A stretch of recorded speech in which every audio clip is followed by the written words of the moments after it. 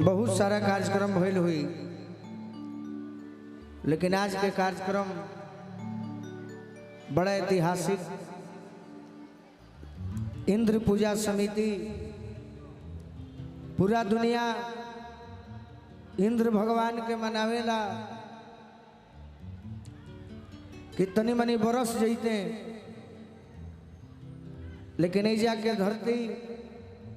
इंद्र भगवान के से मनावेला कि कोनो गरीब के दिक्कत मत होखे, कोनो किसान के दिक्कत मत होखे। एक खाती हम पूरी कमेटी के पूरे जवार के धन्यवाद देव। वकील साहब शिवानंद भैया के बहुत बहुत आभार व्यक्त करब। बड़े भाई चंदन पांडे जी के भी आभार बा, चंदन मिश्रा जी के भी आभार कि झंझारपुर के धरती पर, मिथिला के धरती पर पहला बार मौका दिले बनी। यह धरती पर हमार कार्यक्रम कम होला, लेकिन आवे के मौका मिलल तो सौभाग्य कहल जाई। जुटल तमाम गार्जियन बड़े भाई के धन्यवाद। स्वागत कलाकार के रूप में नेहा राज जी, गुरु तुल बादल बवाली भैया। तो भोजपुरी के गीत बाद में हुई, पहले गीत हम शुरू करब जौन सोच के आइल बानी। असगर भैया किए पहुना यही, अरे मिथिले में रहूना, अरे पहुना यही मिथिले में रहूना,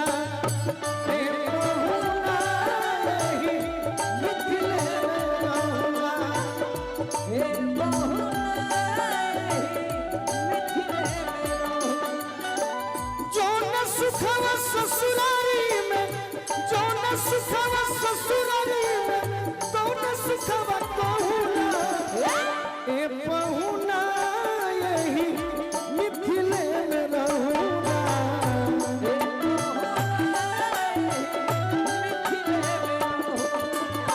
अरे पहुना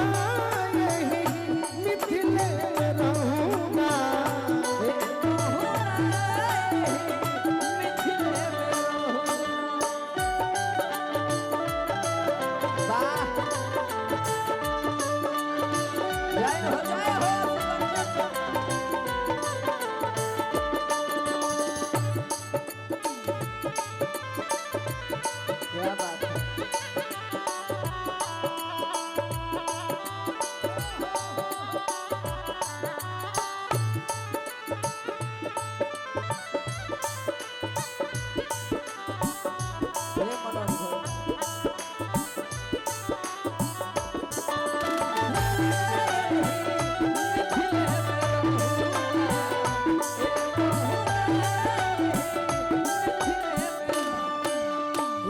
सवेरे उपटन मल के इतर से नहवाई हो,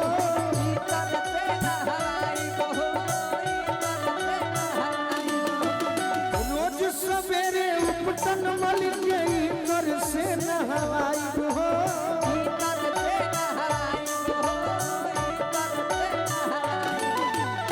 चार महीने के भीतर परिया से गोर बनाई,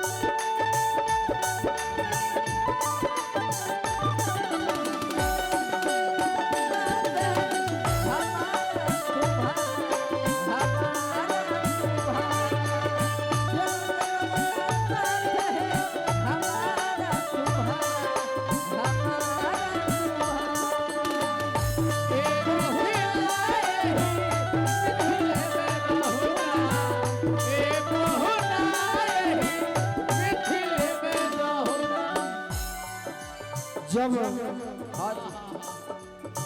राम जी और लक्ष्मण जी के जोड़ी मिथिला के धरती पर पड़ल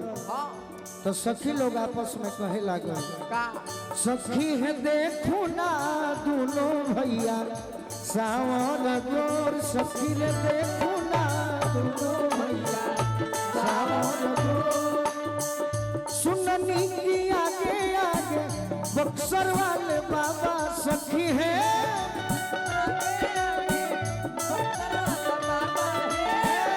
सुननी की आगे आगे बक्सर वाले बाबा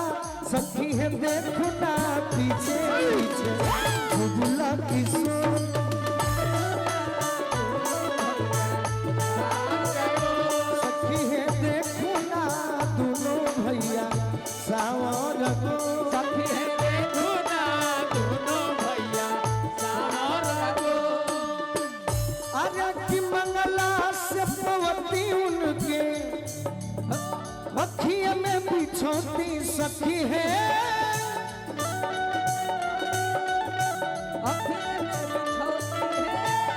मंगला से पवती उनके अखिया में बिछोती कि देखी है इस सखी रे देखू ना अरे मनवा नया नवा के चोर सखी रे देखू ना सखी रे देखो ना दोनों भैया सावर को सखी रे देखो ना दोनों भैया सखी रे देखो ना दोनों भैया सावर को सखी रे देखो ना दोनों भैया सावर को सखी रे देखो ना दोनों भैया सावर को सखी रे देखो ना दोनों भैया